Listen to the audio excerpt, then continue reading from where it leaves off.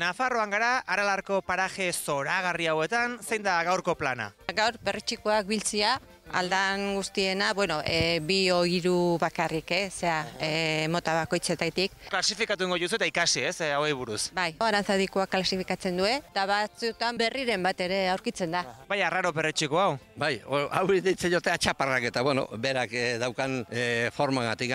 Hau da, arrautz bat ikusten zuzten bezala, eta gero, ebakitzen baldin badezu, hau, hemendikan hausten da, eta ateratzen da falo bat.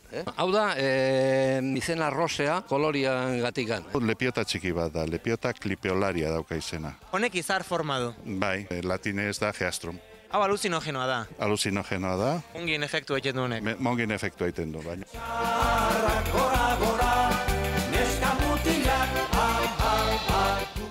Hau ilusioa nik ere lehenbiziko perretxikoa dagoeneko arrautu dut, bitu hau, arasmatzen duten, gorri-gorria, ze? Polita.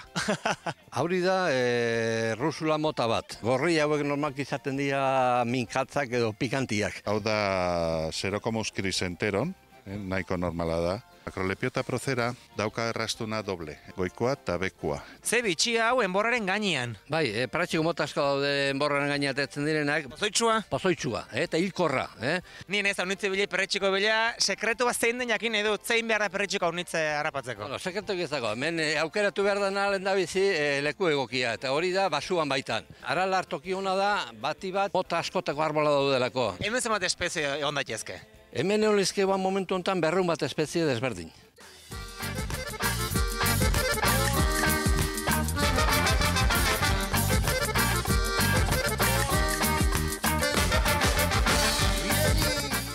Kajantan dauzkazu espezie bereziak. Bai, hemen ikustezu bezala aukera desberdina daude. Ez orduan, hauek biltzeitugu eta gaurko helburua gehien bat hori da, biltzia mendilean begibistaz ezautu, saikatu ezin diren perratxiko motoiek. Xabi, ikusi goiz batez zenbat espezie harrapatu ditudan nire saskeian. Harritutarago, baina badut bat berexia aluzinogenoa, seguru zuri gustatuko zaizula.